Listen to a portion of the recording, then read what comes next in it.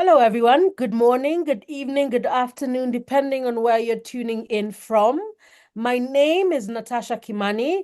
I am the Regional Director for Future Elect and a friend of Afrobarometer.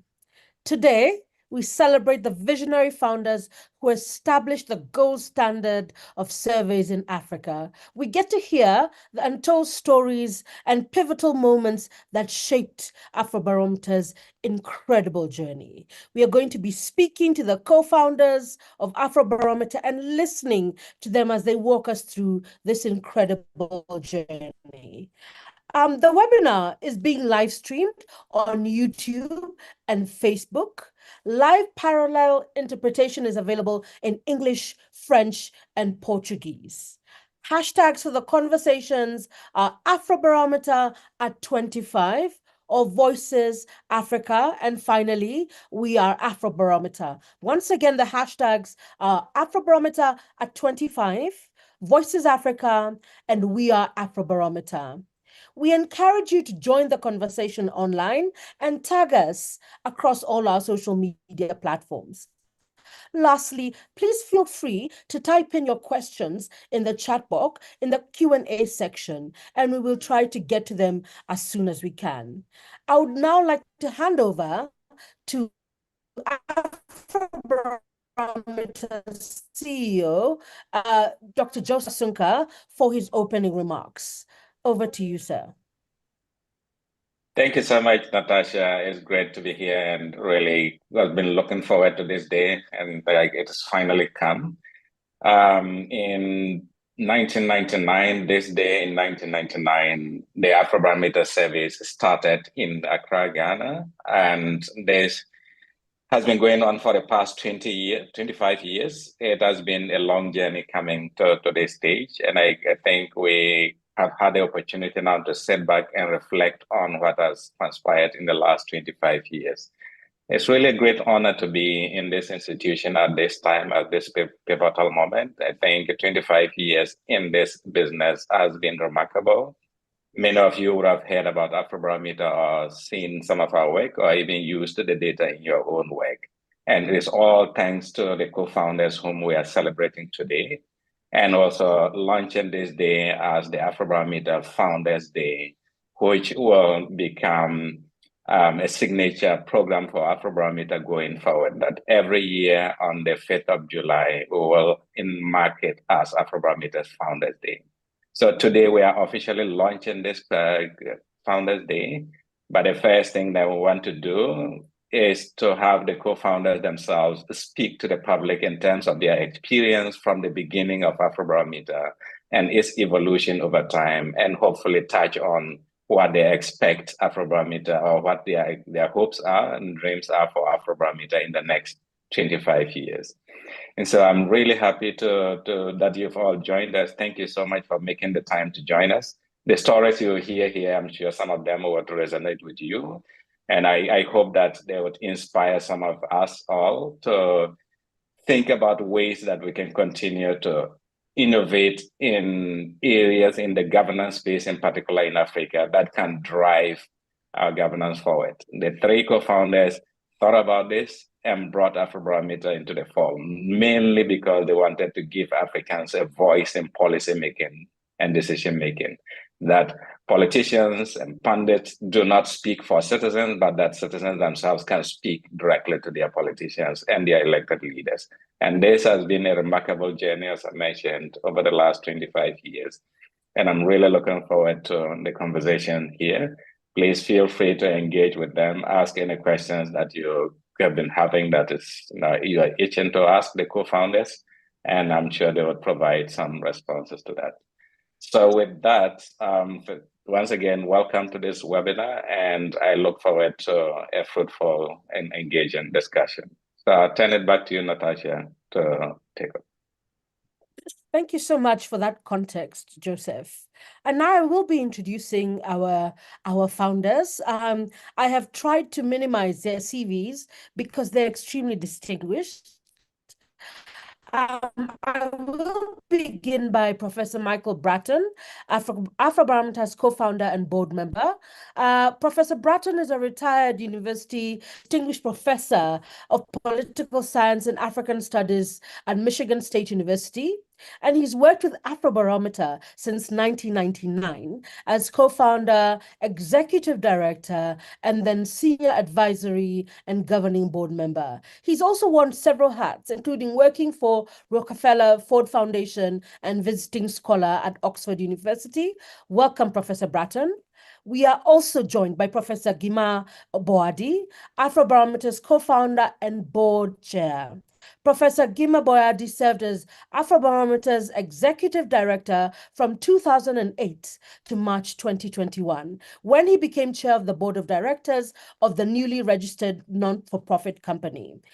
He is also co-founder and former executive director of the Ghana Center for Democratic Development, CDD Ghana. He's a former professor of political science at the University of Ghana and has held several distinguished positions across the globe. We are finally joined by Professor Robert Matz, Afrobarometer's co-founder and senior advisor. Professor Matz is a professor of politics at the University of Strathclyde in Glasgow, Scotland. Originally from the United States, he spent 25 years researching and teaching in South Africa before moving to Strathclyde in 2026. He's an honorary professor of political studies and former director of the Democracy in Africa Research Unit in the Center for Social Science Research at the University of Cape Town. Welcome, professors.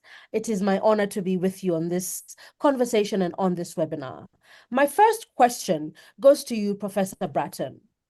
We understand that the idea for the Afrobarometer survey was conceived in South Africa at a conference about Africa, where much of the discussion about Africa's aspirations was largely speculative. Please tell us how this experience inspired the three of you to start Afrobarometer and what your initial vision for the organization was. Well, thank you, Natasha. Afrobarometer really began with a puzzle. As I'm sure you remember if you're old enough, in the 1990s were an era of political and economic reform in Africa, marked by experiments with multi-party elections and free markets. What we didn't know was what ordinary Africans thought about these developments. So as you said, in 1998, the three of us met in Johannesburg at a conference, realized we were working on similar issues, and hatched a plan to merge our work on public opinion in three disparate countries, myself in Zambia, Jima in Ghana, and Bob in South Africa. The main task initially was to raise enough money to get to a dozen countries and to launch Afrobarometer Round 1. Even though we were flying by the seat of our pants, we had from the outset some very clear principles. We wanted to use scientific methods, for example, sample surveys, to employ a common instrument in each country, and to undertake statistical analysis. A second principle was to work closely with African partners and help to build up research capacity in each of the countries where we were working. And finally, and importantly, to disseminate the results as broadly as possible to academic, policy, and popular audiences. I have to say that the success of Afrobarometer was in part a matter of luck. We were in the right place at the right time. African citizens were already demanding alternatives to one-party and military rule and alternatives to state-controlled economies. In the 1990s, there was a hiatus following the fall of the Berlin Wall in superpower conflict in Africa. And as a result, we saw Western donor initiatives for good governance. This provided the resources that we needed to get the project off the ground. Usefully also, we discovered we could learn from the global barometers, the Latino barometer, the Asia barometer, the Euro barometer. These provided inspiration, and through close contact with the researchers there, we were able to minimize mistakes as we went forward with Afrobarometer. One last word. We've always relied on teamwork. In fact, it was interesting that Jima and Bob and I seem to have complementary skills that work to Afrobarometer's advantage. Jima had deep knowledge of Africa, African society and politics. Bob had technical skills in survey design and statistical analysis. And I was able to write publishable materials and to write successful grant proposals. So the three of us together really got the thing off the ground. AB now, of course, has a much larger team, but it remains true, as my daughter likes to say, teamwork makes the dream work.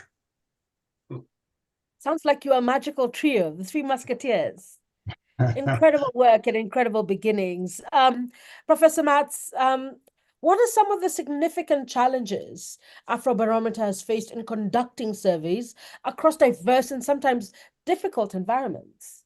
Well, the work that we confronted in our very first set of experiments and teamwork, and also the collection of talented national partners across Africa to carry this work out, were really very much the same as the kind of challenges we had in convincing donors to support this work.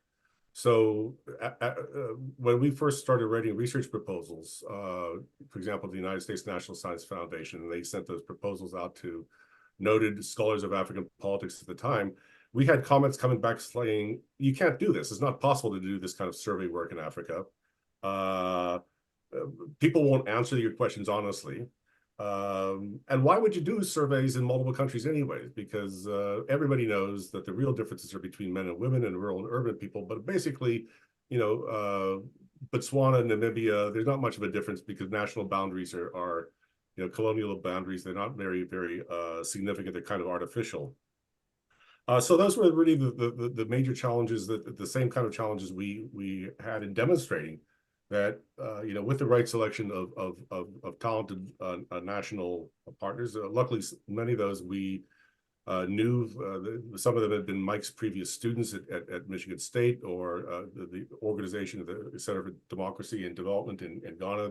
So we were able to put together a really good network of, and we developed as a network rather than a top-down organization that was actually able to demonstrate that it was possible to reach people. Right, we confronted problems like, you know, in places like Mozambique, still areas, and in northern Zimbabwe, areas of unexploded landmines that one would have to maneuver around. Very poor road networks. Our survey teams often had to fly to do northern Mozambique. They flew to Tanzania and to enter the country from the north because there were no decent north-south highways at the time. But in Lesotho, often, well, not often, but sometimes our interviews had to use horseback to reach far-flung villages in mountainous areas. So those are all types of things that we encountered. But ultimately, and again, it wasn't just us; it was the national partners that we identified who really did the work to get those things done. Clearly, people answered our questions. We still have we argue about this quite often, but we have a rather long questionnaire because people are still fairly willing to sit and answer, because we do face-to-face interviews. We do them in the language of the respondent's choice, and Africans are very gracious with their time. In contrast to the problems that our colleagues face in doing surveys around the world. And also, you know, the worthwhile to do multiple countries. One of the very first things that came out when we started getting results back were the major differences between countries in attitudes about democracy and attitude and trust in government, etc. And one of the last things also that was important, a challenge right from the bat, to convince donors that we were going to avoid replicating colonial patterns of production. So that we were not just going to use locals to mine the raw data and to be shipped out to South Africa or to the United States to be processed for other people's profit or intellectual profit. So right from the bat, we also made sure that our national partners were people who were going to participate in the analysis and dissemination of the data before it was actually centralized and used for academic purposes. And we also then committed ourselves right from the start to a program in capacity building that continues to this day. And I think that's one of our major contributions, that we one of the prime methods we've done this is through a summer school at the University of Cape Town. Many of the people who were in that first summer school as participants, as students, came back to actually be teachers in the summer school a decade later, after going off and getting advanced degrees. And one of them is sitting right here, Joseph Asunko, our our executive director, was actually in the very first summer school at UCT in the early part of I think it was 2001, 2002. Joe, I can't remember the date. But yeah, I think those were the major challenges that we were able to, and systematically meeting each one of those things, I think was a fundamental achievement that we could stand on and build from that day. Thank you, Professor. Professor Jima Boadi, over the past quarter century, Afrobarometer has successfully maintained its Africanness. How have you ensured that Afrobarometer remains true to its African roots and mission? Thank you, Natasha. And I think part of the response I'm going to give has been as partially captured in Professor Mattis's submission. And that is essentially to say that Africanness is an inbuilt element of the Afrobarometer's DNA. And we have expressed this and we have realized this Africanness in three main ways. One is by strong commitment to working exclusively through our in-country organizations that we call national partners for the collection of the data, for the analysis of the country data, and for the dissemination of the findings of the survey within the country from which the data has been collected. This, of course, has meant substantial investment in building the capacity of our national partners in all facets of Afrobarometer work. We build capacity in the area of undertaking the survey, in the area of analyzing the data. Bob made mention of the summer schools, the Afrobarometer summer schools that we've been organizing at University of Cape Town, and then dissemination of the findings. I must add that this commitment was sorely tested in 2016 or thereabout when the Afrobarometer faced a major financial crisis. So at that time, around that time, a leading global polling company approached us for partnership. A key reason why we declined their offer of partnership and the main deal breaker for this potentially financially lucrative arrangement was the firm's inability or unwillingness to commit firmly to keeping and working the Afrobarometer through our existing national partners and core partners. This is how much premium we place on working with our African partners.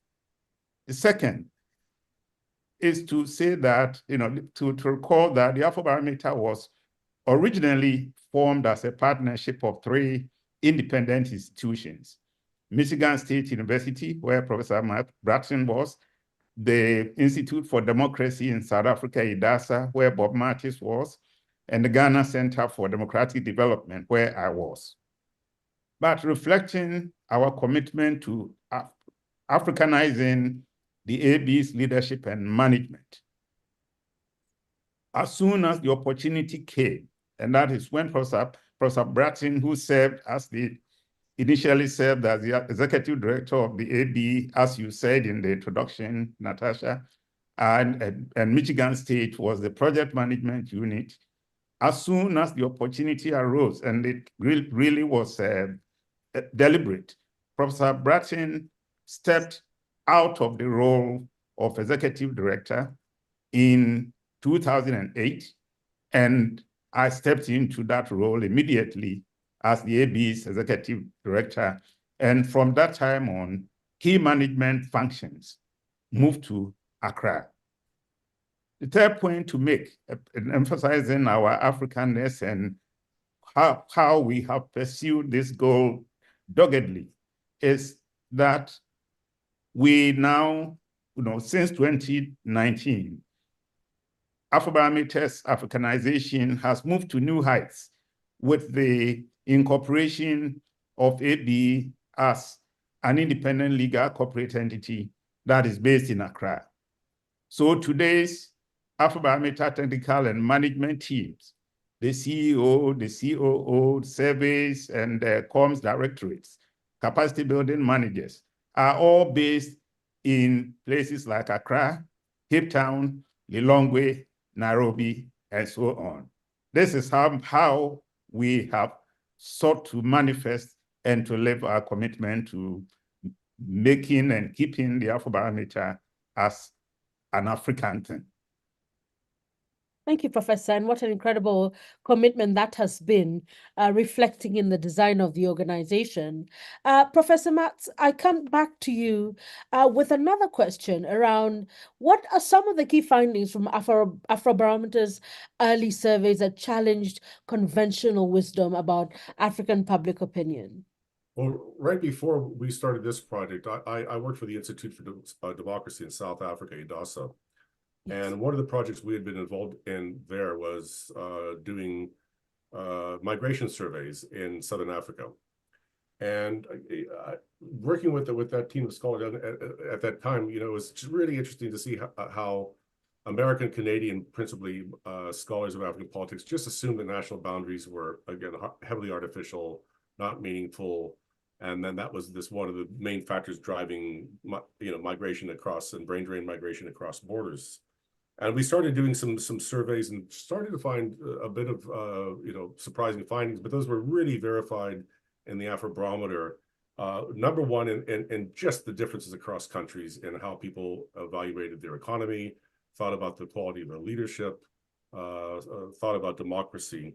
We got some early feedback from people who, working at the World Bank, for example, and they were really surprised just to see that Africa wasn't one big country, that there were really big national differences from country to country in terms of people's attitudes. But also strongly related to that was we devoted a large section of questions to measuring national identity. And because, again, one of the assumptions of African politics has long been that people had very weak attachments to these colonial creations of the state and the post-colonial successors. And that the real strength of attachment was to subnational groups, ethnic groups, religious groups, etc. And one of the things we found was very high levels of pride in being Botswanan or Namibian or Ghanaian, that I think really challenged a lot of thinking about what drives and what doesn't drive African politics. And again, I think obviously the last one was the level of attachment that people placed on democracy as a regime, as a way to accord them dignity and equality and to give them meaningful roles in their lives. And again, most people at the time, the common thread was that, to the extent that Africans thought about regimes issues, about democracy versus other types of systems, people would just basically support whatever regime fed them. And we were able to show that not only was there very high levels of support for democracy in most countries, but that support was not connected to short-term economic or material satisfaction. And I think those things went a long way to reshaping how a whole generation of scholars after that. And I think that, maybe one larger thing I can just point to is I think our work has helped to make Africa seem less exotic to international scholars, right? That Africa is a point of comparison. It may be extreme, on levels of economic development. It may differ on others, but it can be compared and seen as, and so when people talk about things that once were thought to be unique to African culture and society, I think a lot of data that's come out since then, both in our work and other surveys like World Values Survey, show that, well, maybe not. Maybe it's just what how people in poor developing countries think about politics, and is not necessarily unique to Africa specifically. Professor, before I move on, maybe just a follow-up question. Are there many other stereotypes that you discovered through your research and through the work that you did that were prevalent to Africa and African countries? Oh, geez, that's putting me on the spot now. I hadn't thought about the question in that way. And democracy, national identity. I think also just the power of ethnicity. What we found is for example, just some of the work that we're doing now, 20 years later, asking people about which parties contact them, right? What we're finding, is just really big differences that people's likelihood of being contacted really has their, the parties are not simply just contacting and mobilizing their own ethnic groups. The parties are very active, reaching out across them, trying to expand their bases. And then ethnicity for I guess I would think about that as the other stereotype is just to giving a more sensitive, contextualized understanding of when ethnicity matters and when it doesn't. Thank you. Thanks. Thank you for that context. Professor Juma Boadi, it has been said that Afrobarometer has greatly contributed to the discourse on African democratization. How so? Well, as you all know, we are in an era where there is general despondency over democracy and its trajectory across the globe.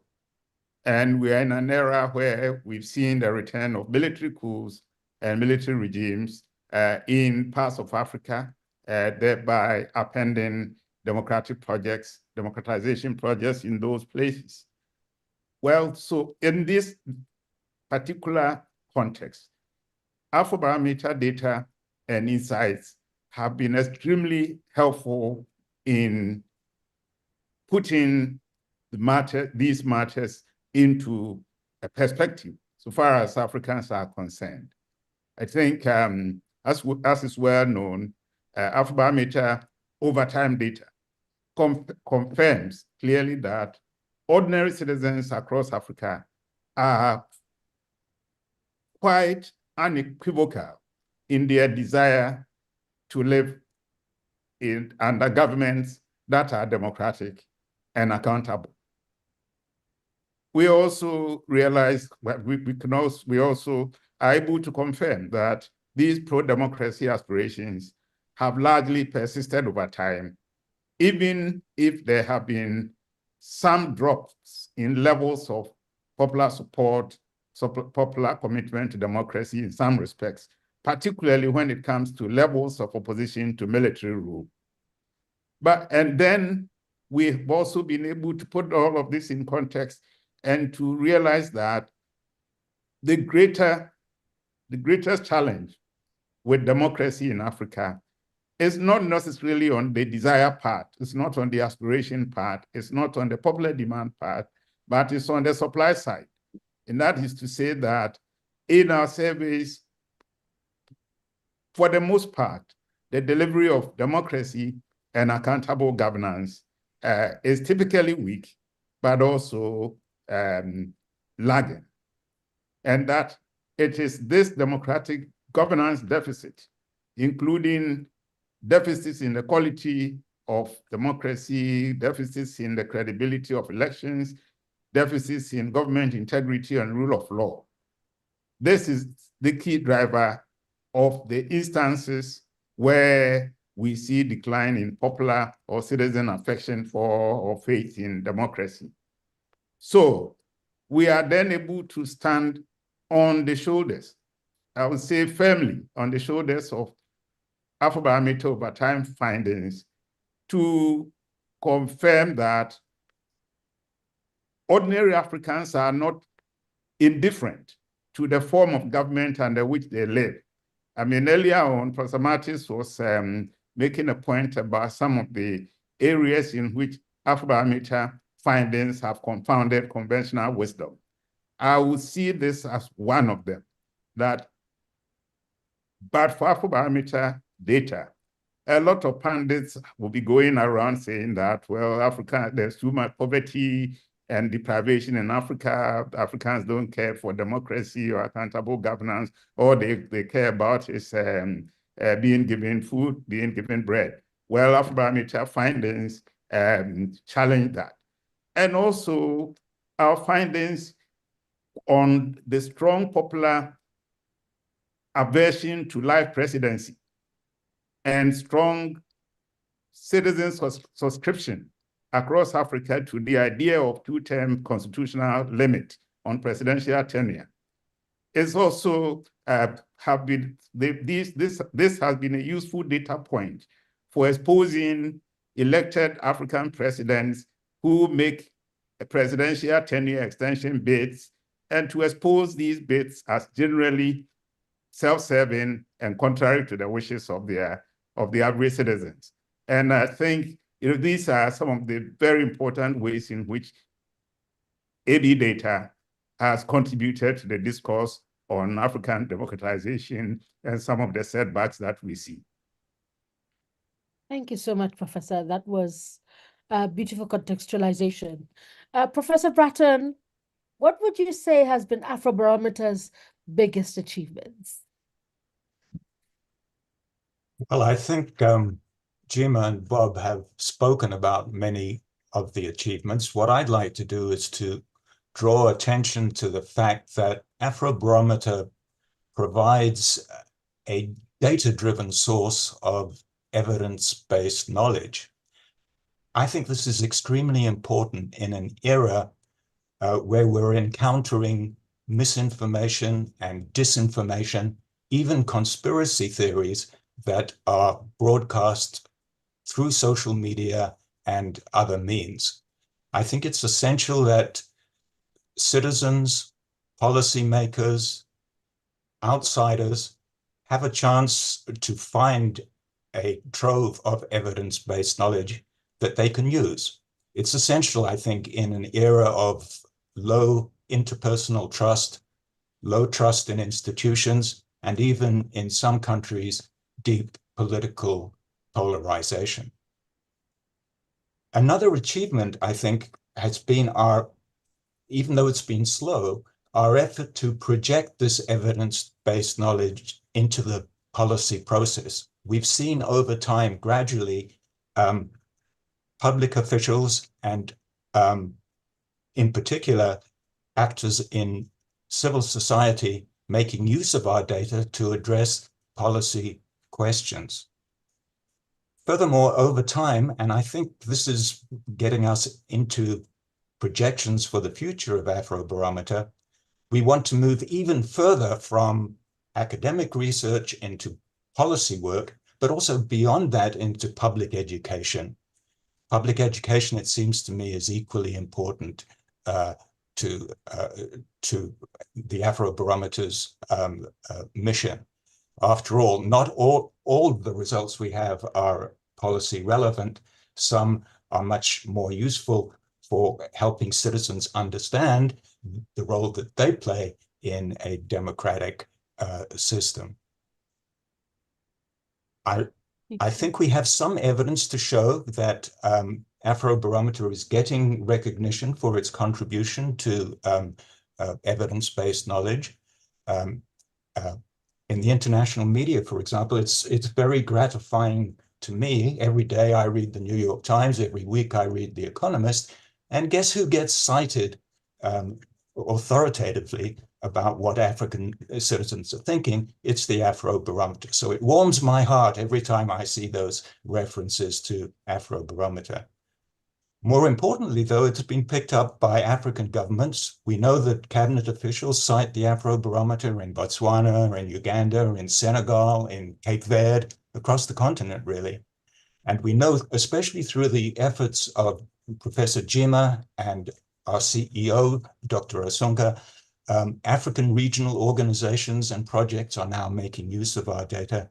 And as has been said, international organizations like the World Bank or bilateral development assistance agencies have long picked up the Afrobarometer as a source of reliable information for their work. Thank you, Professor Bratton. And indeed, you are right. It has become the one-stop source for credible information. My final question before we open up the floor to questions is to all of you.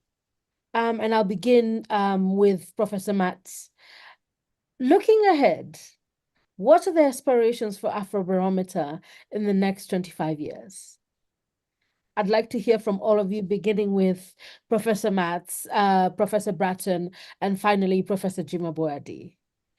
Well, I think the aspiration is to, to keep ahead of the game, to have a clear understanding of the societal and social and technological changes that are, and financial changes that confront us, particularly in the cost of doing the work.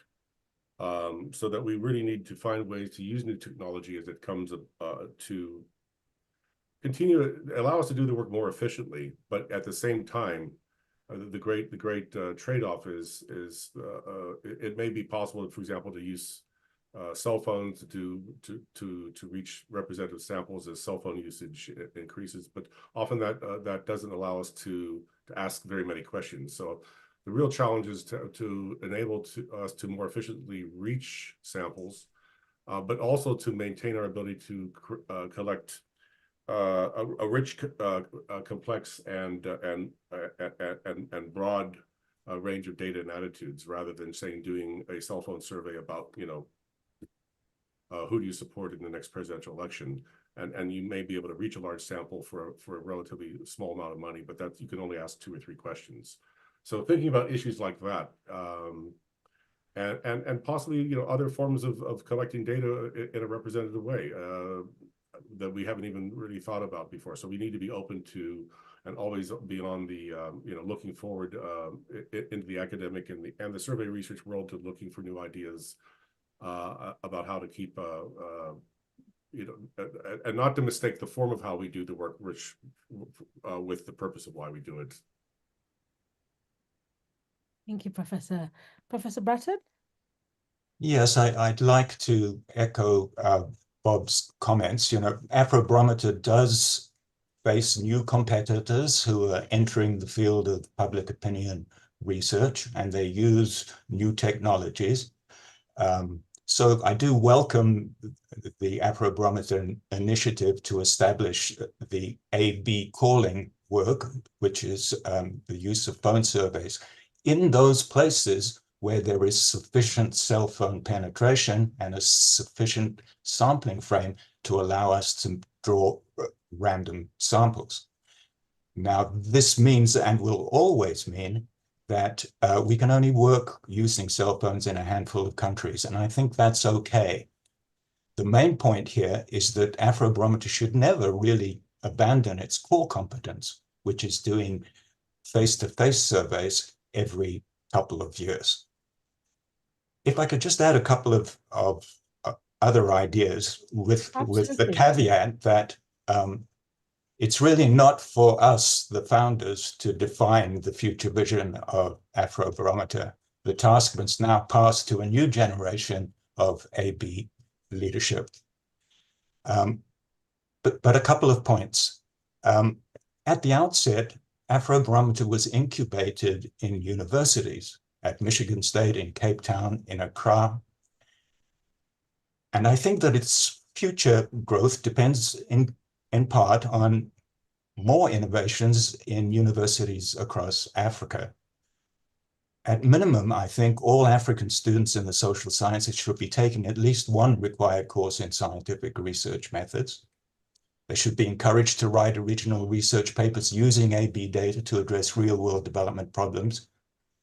Undergraduates even can do this using the online tool on the AB website.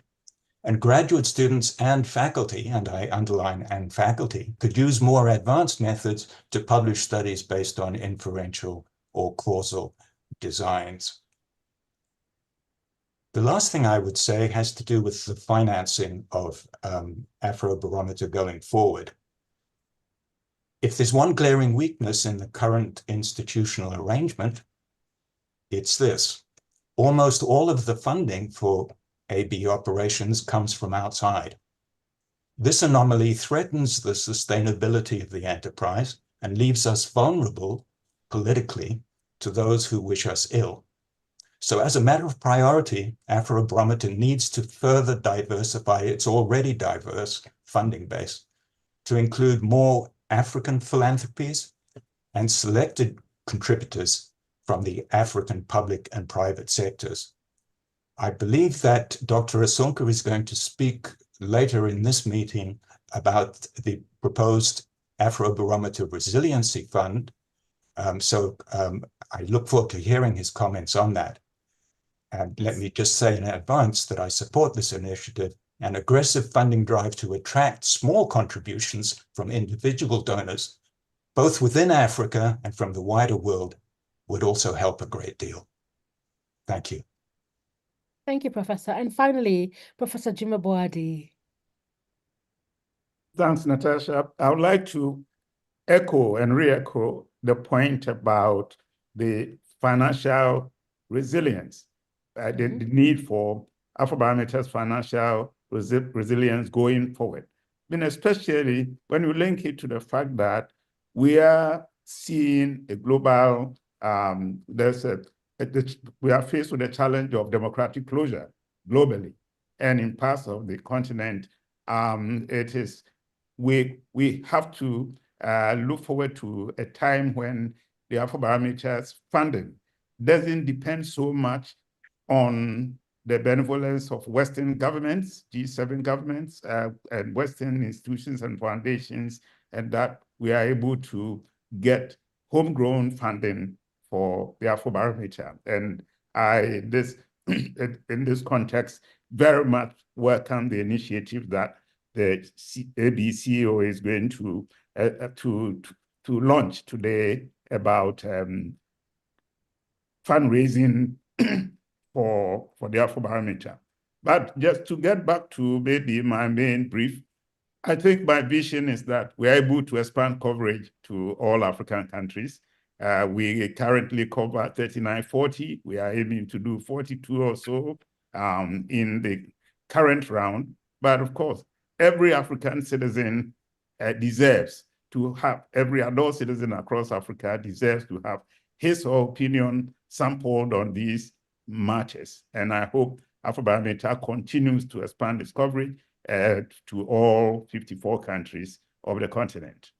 The third wish is for the Afrobarometer to continue to grow in its ability to support the African democratic governance, growth, and economic growth, and shared development agenda.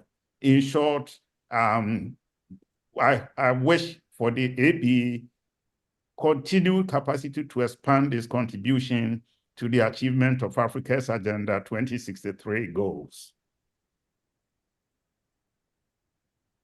And so I should add, so help us God. So help us God. So help us God. Thank you, professors. We are now taking in questions. We will give some of you an opportunity to speak, but if we are unable to do so, we request that you put your questions down in the Q&A chat box. But before we open the floor up to questions, I'd like us to take a deep dive with this beautiful video of Afrobarometer's history. Over to you, tech team.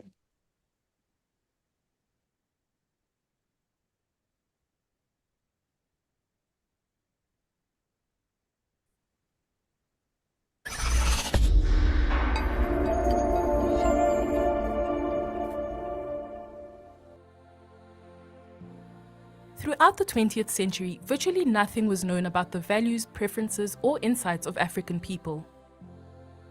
Against this backdrop, Afrobarometer emerged quietly, conceived in South Africa and born in Ghana, the brainchild of 3 professors who envisioned a world in which Africa's development is anchored in the realities and aspirations of its people. So, sometime in 1998, Mike Bratton, Bob Martis, and I met in South Africa for a conference organized by the Center for Policy Studies.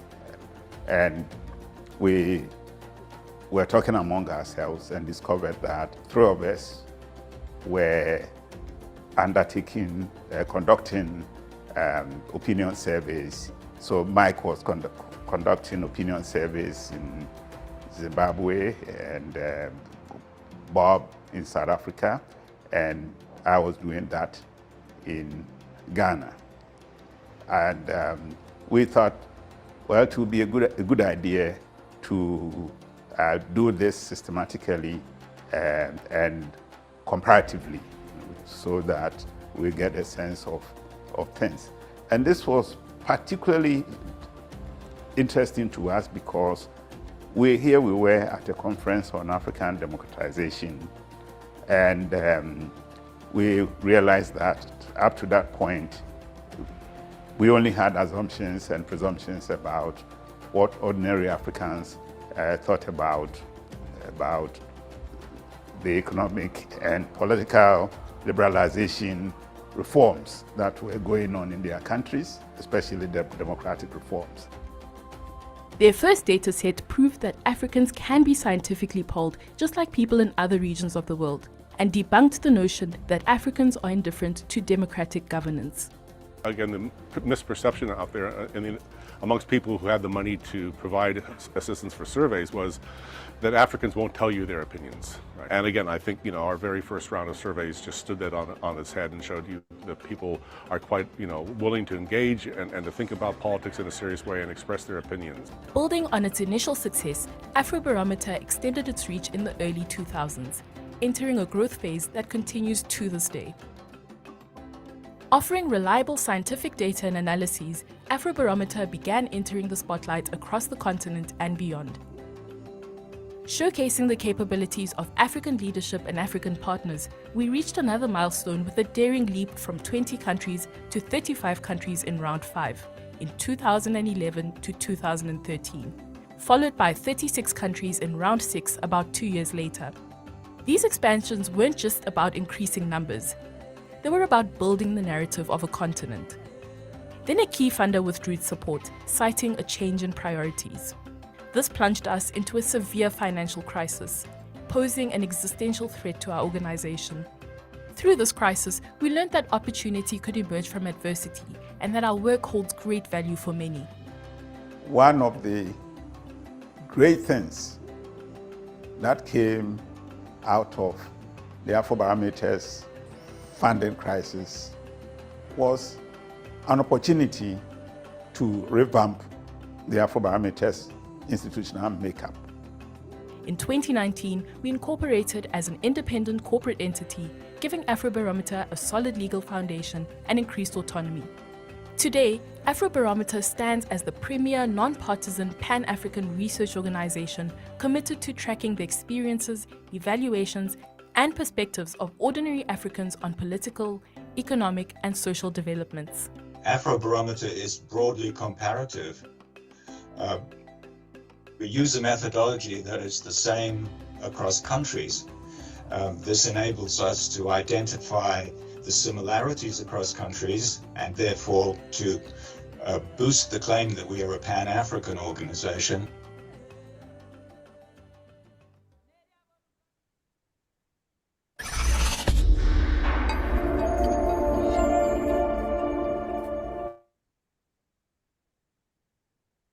What an incredible journey and video. We are now opening up the floor to questions. Please type in your questions, and if we have an opportunity, we'll allow you to ask the questions in person. The questions are not directed to anyone in particular, professors. So I will ask that if you're willing to answer the question, please do. The first one is from an anonymous attendee. And the question is, when you compare survey methods today to what you were using 25 years ago, what has changed?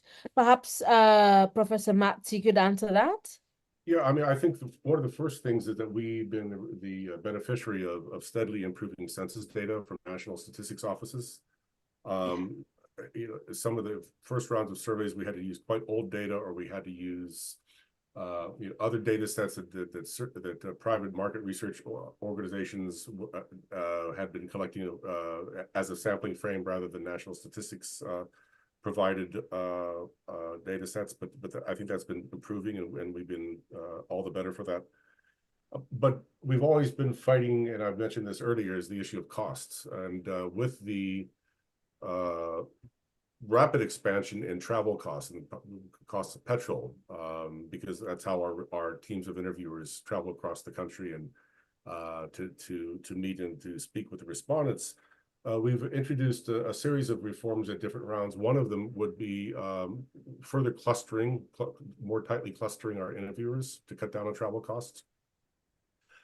Which means maybe interviewing some more people, larger numbers of people at each survey site, and also moving from pen and paper interviews over to computer assisted personal interviewing, KP in the survey jargon, has been a big move, and that has, and I think that just also helps the organizations we work with. They become better survey organizations. They use that technology then in their other work, and that's had a series of important knock-on effects that's made survey, as Mike Bratton said, survey research increasingly prevalent, not just from us, but from other universities, other survey organizations across the continent.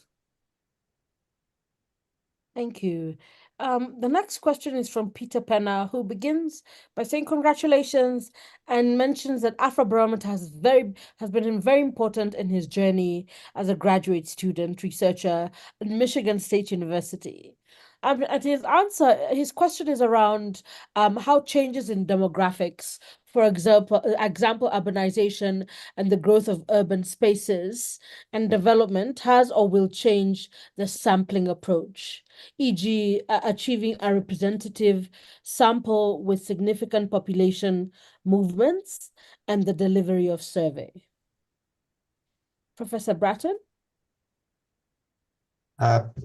Thank you. Yes, clearly, Africa is the most rapidly urbanizing continent in the world. It's also the most youthful continent. These factors have to be taken into account in our sampling. I do believe that on the basis of improving census taking in African countries, our basic sampling frames are getting better. However, we know that the urban areas are changing particularly quickly and that youth are particularly mobile. Hence, I don't think we would ever abandon our method of using walk patterns at the very local level to try and randomly select people where they are. To date, we've been satisfied that we've been able to keep up with demographic changes, but it's an issue that we're constantly aware of. Thank you. The next question is from Obi, and who's a student at Stanford University. And the question is, how does Afrobarometer envision moving more forcefully into the public policy space? Are there any possible partnerships with CSOs? Professor Jima Boadi, perhaps you could answer that? I will try. Yes, sir. I mean, this questioner is basically speaking to one of our most important ambitions. Yes. And as was indicated in the earlier submissions, we've been getting better and better at it. One of it has been in our investment, a very huge investment in communication of the Afrobarometer data to Africa policy actors.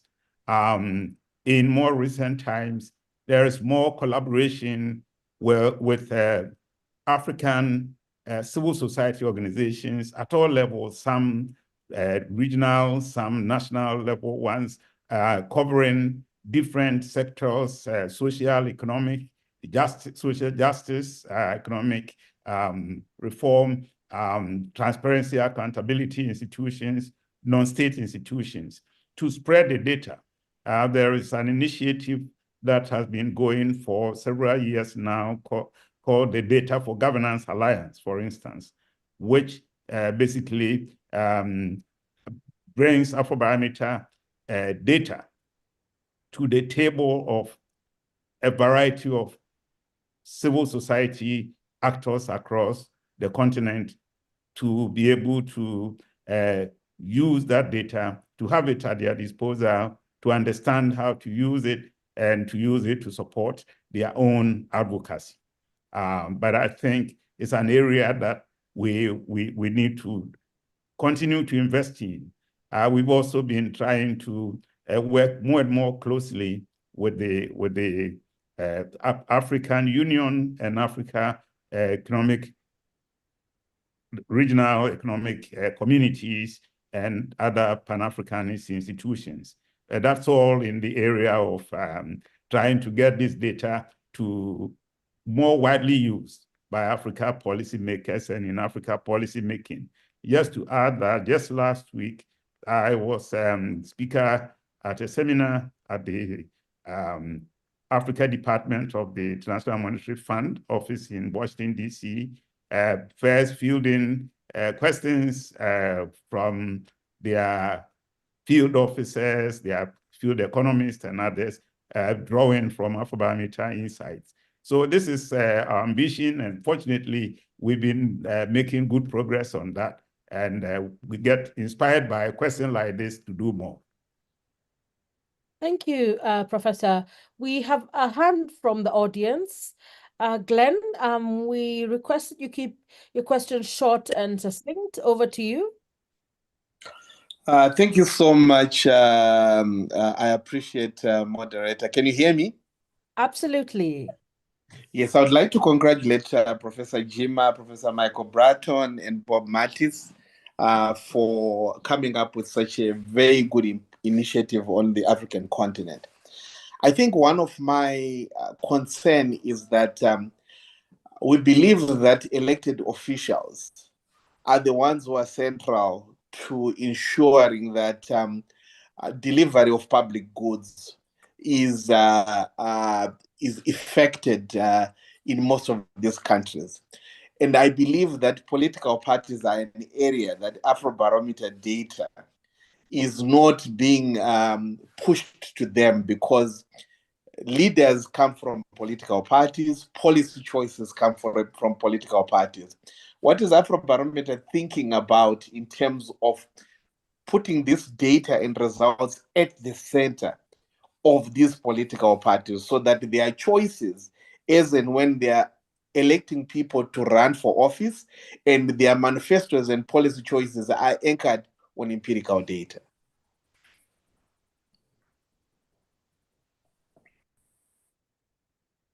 Thank you. The question then, sorry, my internet is... Glenn, was that directed at anyone in particular? I think all three of them should respond to it. We may not have time for all three of them, so I will become a slight dictator and ask Professor Bratton to take one for the team. Thank you. In the early rounds of Afrobarometer, we had this ambition to interest political parties in what we were doing. And initially, there was very little interest indeed. Once the Afrobarometer became more well-known, and once some of the more controversial findings hit the airwaves, we gradually found that political parties came to us asking for the data. In fact, in a country that I was in a couple of years ago, one of the first questions I was posed with by a party official is, when is the next Afrobarometer survey due? Because we want to use it in our election campaign. And this was from a ruling party, which I had always thought would be the last place that there would be that sort of interest. One of the real... Yes, sorry. Okay. Professor Matz? I'll just expand upon that a bit. One of the real challenges out there is that often ruling parties have more ability to bring in young, talented people in their own countries who understand the data, who maybe studied abroad and acquired the skills. And there's an imbalance. So going forward, I think we need to think about also not how to intensify work with opposition parties who may not have the kind of familiarity and the skills in working with the data. If I may add to it, Natasha. Yes, please. Yeah, just to say that I think it's important also to inform the questioner, Mr. Glenn, that we do have, as part of our protocol, we do have a requirement for the government leaders. And in these days, when you talk of government leaders in an African country, you are talking about elected leaders, are given the opportunity, we invite them for a confidential presentation of the findings even before we go public. So that's one way in which we connect the data to elected public officials. And in some cases, we also do confidential briefings to opposition leaders, opposition parties as well. So just to complement what my colleagues have already said. Thank you. Thank you so much. We're taking two more questions. I'm hesitant to take Obi's question because he had already asked one in the chat box, but let's begin with Hudi. Hudi,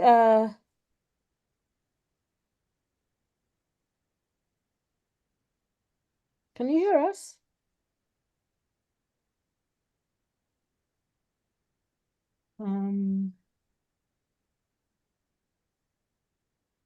Hudi, can you hear us? Let's then quickly move on to Kemjika Obi. Hi,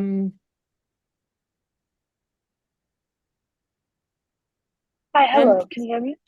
yes, and please keep it short. Thank you. Yes, thank you so much. My name is Nkemjika Obi.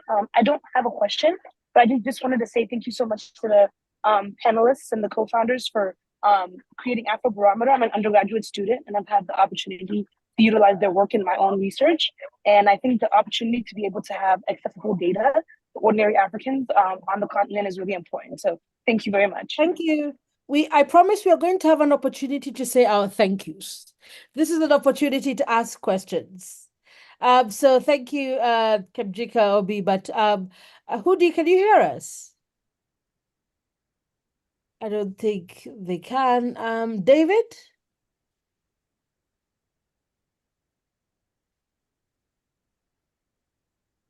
David, can you hear us? I can hear you. Can you hear me? Yes, please ask your question. Okay, thank you very much. So the challenge that I have personally encountered using Afrobarometer has been the discrete nature of the data. There tends to be such a long last between service, which gives people who are usually opposed to some of the findings of the data the opportunity to say that, okay, this data might not be exactly accurate as at this point in time. Now, given the increasing popularity of Afrobarometer data and the rapid rate at which research tools and the technologies that are currently available are advancing, taking, for example, machine learning and artificial intelligence, are we ever going to see a time when data from surveys is, or let's say we can have multiple surveys within, say, the 2-year period instead of the 2? And are we also ever going to get to a time where Afrobarometer is actually going to get into the business of predictions as opposed to merely retrospective surveys? Thank you. Okay, great. We'll open the floor up. Professors, Professor Matz and then Professor Jima Boadi to answer the question. The first part around multiple surveys. Are we likely to see that? And the second part for you, Professor Jima Boadi, around predictions. Can I respond to all, Natasha? Yes, you can, Professor. I think as for the first one, the first question as to whether we can increase the frequency of the surveys, probably not, and it may not even be that necessary to do. I mean, ideally, you can be. It's good to get information and to get opinion data on a monthly basis, on an annual basis, and so on. But I think there's a point to which frequency becomes less and less useful, and the quality of what you do per cycle of survey is what is important.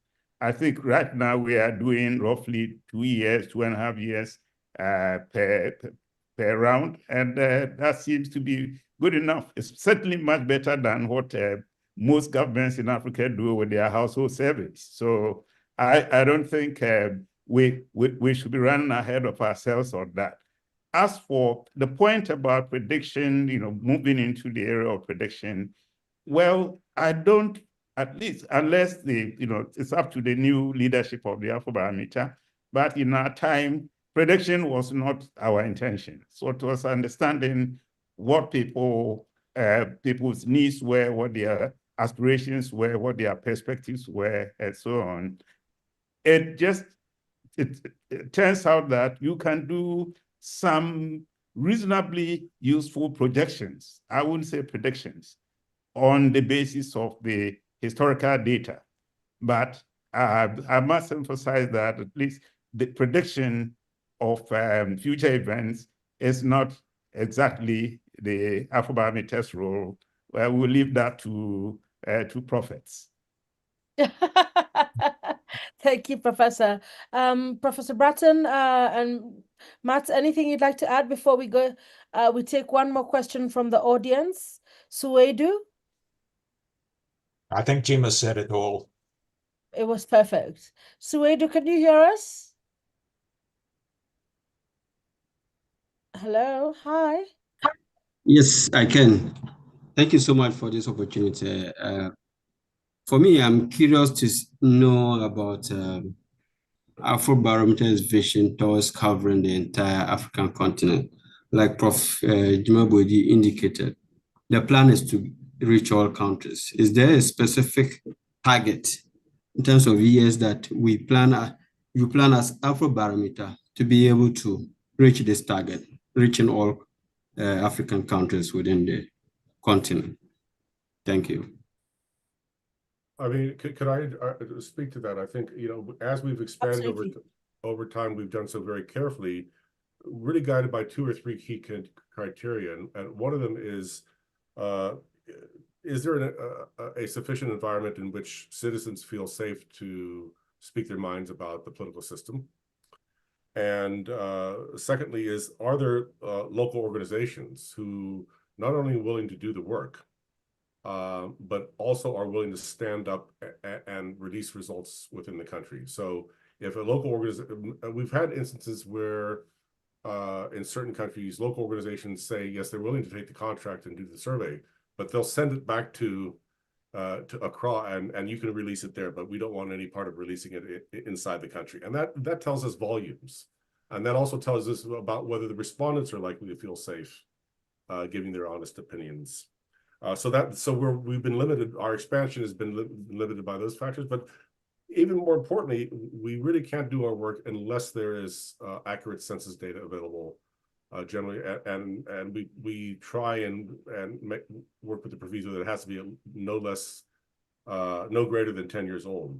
And so there are many countries that have just never had a census yet. And so we really can't, unless we go to some other more exotic criteria of, say, aerial photographs of household patterns and things like that, but you still have to make heroic assumptions about how many people live in those households in order to know what the probability is of selecting. We have to know how many people live in the country and how they distribute themselves, and that's the essence of doing a representative sample based on probabilities. We have to understand the probability of selecting somebody, and that means census data. So those 3 criteria often are it's that our expansion is often limited by those criteria rather than our choice. Thank you, Professor Matt. I couldn't, you very well succinctly put. We are now going to move on to listening to some goodwill messages, and we will begin with Dr. Kojo Asante, Director of Policy Engagement and Partnerships at CDD Ghana. And we'd also like to open up the floor to our audience. If you have a goodwill message, if you'd like to say something to our co-founders, now is the opportunity. There's some in the chat box. I'm sorry you couldn't get to all your questions. We were trying to be as inclusive as we possibly could. Over to you, Dr. Asante. Hello. I hope you can hear me. Yes, we can, sir. All right. So, a very big happy birthday to the big 25-year-old Afrobarometer. Let me extend my well wishes on behalf of my executive director, Professor Prempe, and the entire board of CDD. As you know, CDD has been the surrogate mother of Afrobarometer. We carried the baby for close to 20 years, and we're happy to see that the baby is grown and become a big contributor to African democracy and policy influencing processes. I think one of the things that we have to celebrate Afrobarometer for is that it has helped to build, one of the great non-state institutions, which we really need as we continue to build our democracy on the continent.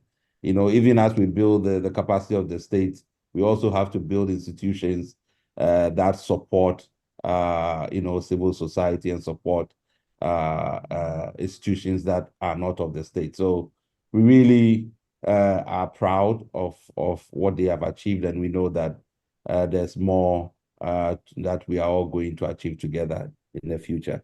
But a very happy birthday to Afrobarometer and all the best.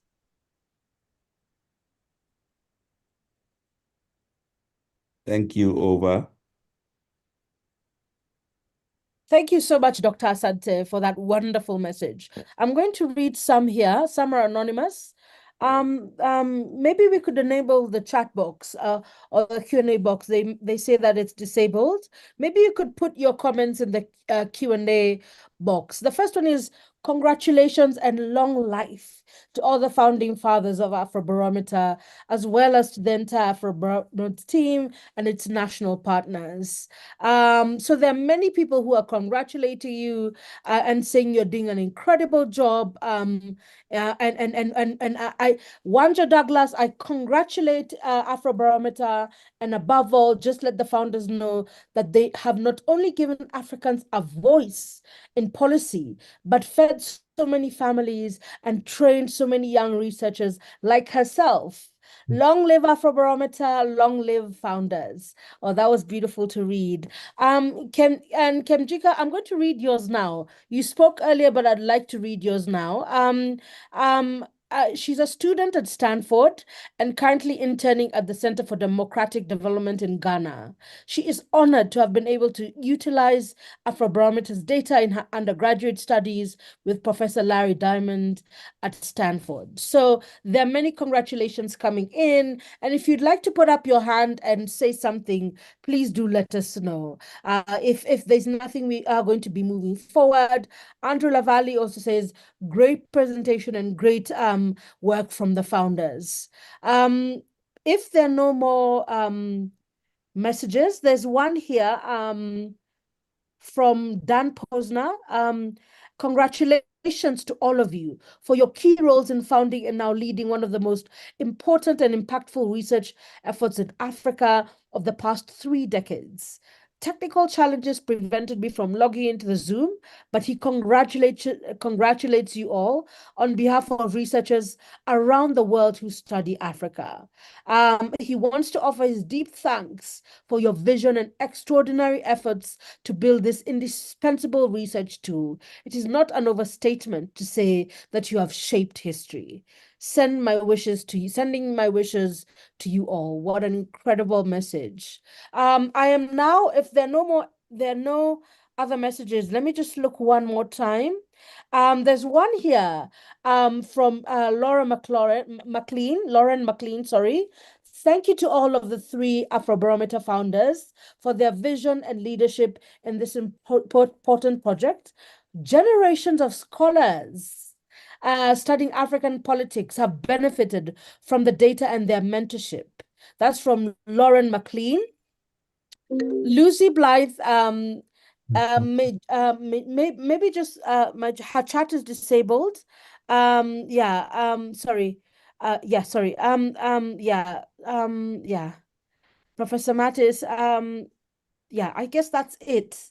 I'm trying to cut, I think we've got them all. And apologies if I haven't been able to capture your message. I am now going to hand over this to we have spoken poetry from Ashong Abbey. The tech team, are we ready with that? As we still allow for goodwill messages to trickle in.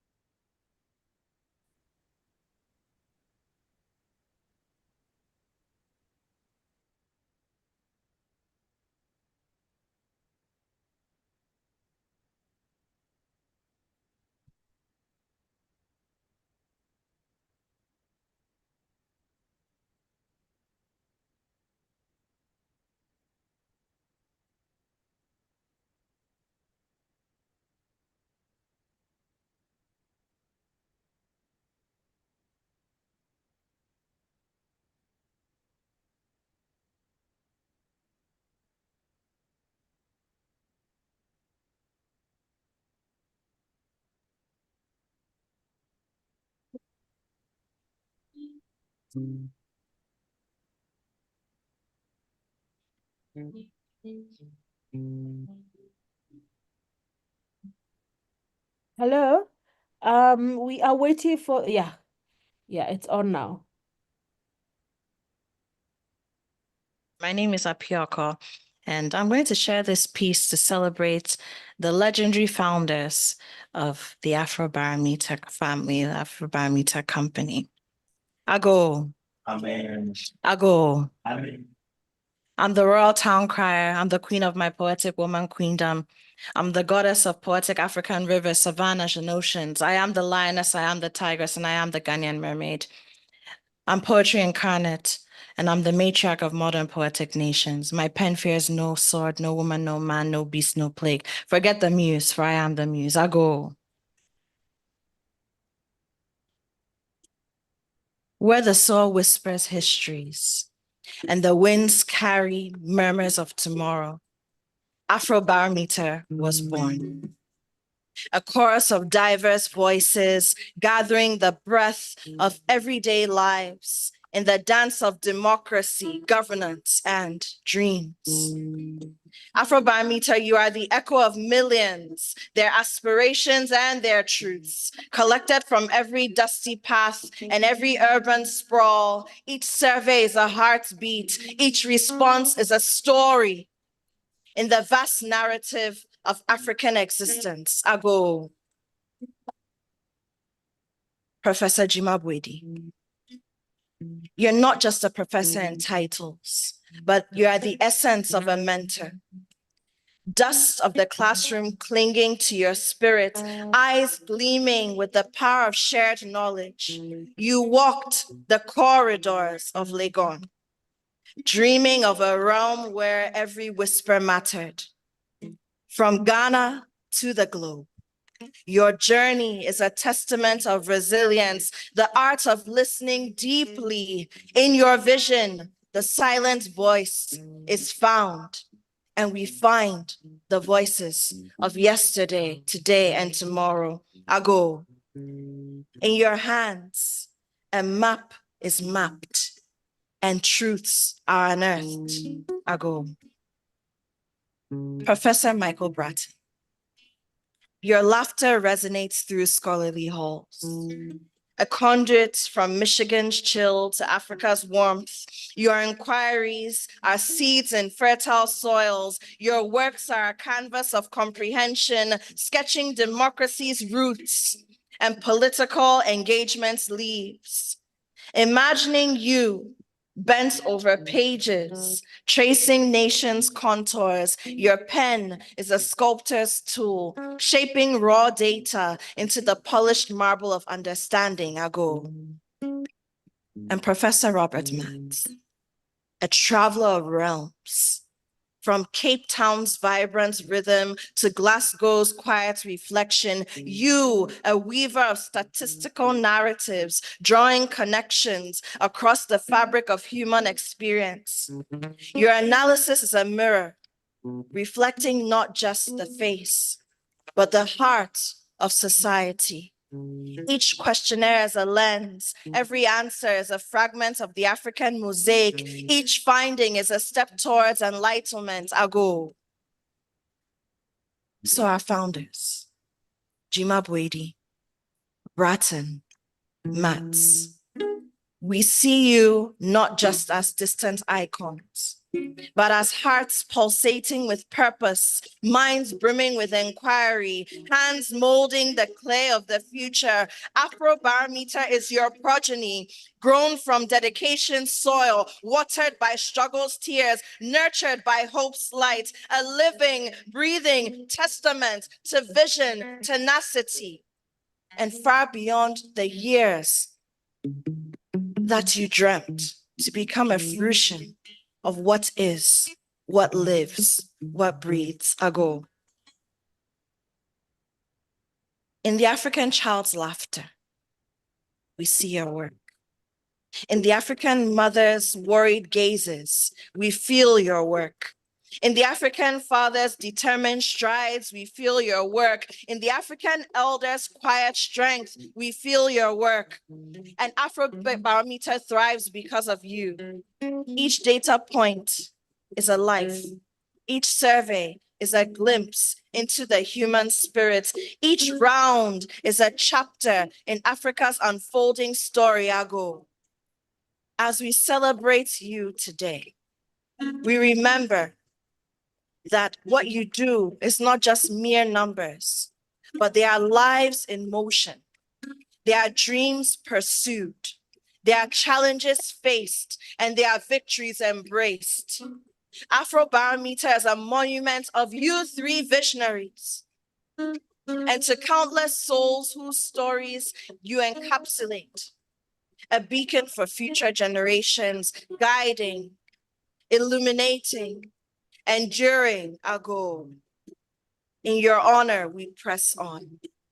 We are inspired by your legacy. We are fueled by your passion to ensure that every African voice is acknowledged, every African voice is valued, every African voice is heard in the caseless journey, in the ceaseless journey towards a brighter future. And Afrobarometer is a testament to your vision. It's a celebration of your voices. It's a promise of your empowerment for the past, for the present, and for the future. Ago.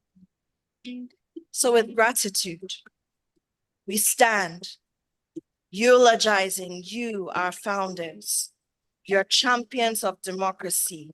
You are pioneers of African narratives, and your names are forever woven into the fabric of progress. Progress not just for today, but progress for the posterity of tomorrow. Ago. And as the Afrobarometer is 25 years old, a beacon, a legacy, a tribute to you, the founders, and to the countless voices of a continent that is ever rising. For Africa will rise. Africa is rising, and you're a part of that story. You're a part of that dream. You're a part of that hope. And because of you, a generation after you is ever thriving. My name is Apioko. Thank you very much. And happy anniversary, Afrobarometer. Thank you, Apioko. That was beautiful. Beautiful. Thank you. What a beautiful way to end this wonderful webinar. I'll just read two more goodwill messages. One from Lucy Blythe. It's been the highlight of my working life to have the privilege of working with the Afrobarometer Founders Board, International Advisory Board, and leaders of the National Partner Organizations. I know that the most intelligent, generous, bravest place on the planet is wherever these people gather for an Afrobarometer planning meeting. Wow. Kimberly Smitty, congratulations to the three founders for your amazing leadership and vision. Afrobarometer has given voice to African citizens. Thank you for your commitment to Africa. You continue to be an inspiration to many of us. And finally, Jambi Maina, a Swahili proverb says, Vichwa vingi ni dawa, many heads are a cure. Afrobarometer founders have truly embodied this wisdom. Together, you became the cure, the continent's go-to source for understanding what's brewing in Africa's minds and hearts.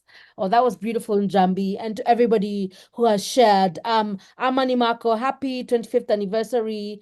Incredibly grateful for the opportunity to be part of this celebration and many more. I may be unable to read them all, but thank you for taking the time to share your goodwill messages. I will now be handing over the mic and control over to our CEO, Joseph Asunka, to close the session and share what is in store for Afrobarometer. Thank you very much. Excellent. Thank you so much, Natasha. This has been super wonderful. It's really, really great to be part of this day. We had planned this for many, many months. I didn't know it would turn out this way. And I'm really very thankful to the co-founders for both breathing life into Afrobarometer and then getting to a point where a new generation of leaders have taken over Afrobarometer and driving it forward. I'm glad to have seen all the questions that came in. Of course, many of those questions that people have asked are on our minds. We continue to think about them. And so it's I'm glad that at least we get reminded about some of the issues that people have in terms of where Afrobarometer goes from here. So I am now officially launching July 5th every year as Afrobarometer's Founders Day. From today onwards, we will continue to mark this day every year into the future. So we're grateful to the founders for setting this up. As some people have mentioned, also from Dan Posner, who says you've shaped history. I think he's totally right. You've really shaped history, and I'm sure this is going to live on well after you, well after us. And we hope that this project will continue to drive forward what we hope would be a truly continental African project that continues to elevate the voices of African citizens, especially in between elections when they do not really get to engage with their elected officials. So thank you so much to the co-founders. And I know they had already started to do my work for me. One of the things we're trying to do now is to ensure that there's support and the ability of Afrobarometer to continue to thrive, to be able to collect this data, to support capacity building on the continent, and continue to deepen research and analysis on the continent in ways that allows us to harness the knowledge and capabilities of Africa's citizens, especially Africa's young people, to ensure that they have the capability to do research and bring that research into policy making and decision making is very critical. And the only way we do that is getting support from different parts of the globe. Of course, much of our funding has always come from bilateral donors as well as private foundations. What we are hoping to be able to do is to move forward by truly generating resources from within the continent, so both from African philanthropists to support this research, but also from individuals like yourself or all of those who are listening in today. I do think that if you find this project as valuable as we have heard today, my hope is that some of you would from time to time make a gift to Afrobarometer. We do have an easy donations platform on our website where you can easily make a small contribution. It doesn't have to be a lot, but as in the opening remarks, I know Professor Bratton mentioned teamwork makes the dream work. And of course, little drops often make an ocean. So my hope is that individuals like yourselves, if you scan this QR code that is shown here, or even on our website anytime at all, any amount is totally fine. If you can give us $1 or 5 cedis, whatever amount that you can afford, I think it will go a long way to ensure that we continue to amplify Africans' voices, but also more importantly, to give us the opportunity to train young Africans in this space, in this work, to ensure that we domesticate the generation of knowledge on the continent led by Africans, especially Africa's young people. So today, we're launching the funding drive. We hope to be able to generate funding from individuals like yourselves, as I said. But we also have another stream, which Professor Bratton mentioned earlier on, that we want to set up a resiliency fund. And this resiliency fund, the purpose is to ensure that Afrobarometer can continue to thrive, even when funding becomes a challenge. I know Jimabwedi mentioned the funding problems that we had. And of course, some of the challenges, as Professor Mattis mentioned, the initial challenges at the beginning had always been funding.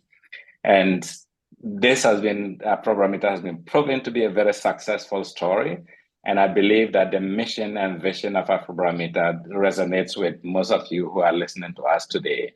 And I hope that from time to time, if you feel like it, it will give us the opportunity and the encouragement to continue to drive forward this work and ensure that Africans' voices are heard in policy circles, both on the continent, especially because that is where our drive is, to make sure that the data are used on the continent for decision making, but that other policy actors who work on Africa or do work related to Africa will continue to draw on this data to inform their actions and decisions. So thank you all so much for making the time to join us today. You have seen all the accolades, you've heard the stories from the founders. Going forward, we will continue to drive this as the new leadership of Afrobarometer. And our hope is that we can count on as many of you as possible to support us to continue to drive this work forward. As we think about innovations, of course, the cost of doing surveys continues to be quite high, but I know people have asked questions here. How are we harnessing technology and artificial intelligence to ensure that we become more efficient and effective? That is exactly what we are doing as we think about the future, to be able to harness technology as well as harness artificial intelligence to make sure that we are efficient and that we're able to reduce the cost of doing surveys on the continent. So once again, thank you all so much. Thank you to the co-founders. This day is your day, and every year we'll celebrate it, we'll mark it, and then we'll use it as a basis for more fundraising. I'm hoping that by the time I go to look into our account, I'll see a few donations from people who are attending this session today. And wishing you all the very best. Our 25th anniversary celebrations will continue. In the next 2 weeks, we'll be in Accra to once again recognize our co-founders, but also to launch our flagship report on democracy and governance. Afrobarometer is beginning the process of launching flagship reports each year. So this year, the focus is on democracy and governance. And then next year, we'll have a different topic, and we'll continue to do that going forward. And so every year in July, on July 5th, we'll celebrate the Founders Day, and then we'll also launch our flagship report as part of those celebrations. So thank you all so much. If there are any questions, we are always open to respond to them, but I really look forward to engaging with you all. Thank you. Thank you. Thank you, Natasha, for anchoring this. That has been super. Thank you, and thank you so much for joining us. Have a lovely evening. Thank you, professors, for your time, wisdom, and knowledge. And thank you to all of you who joined us. Sure.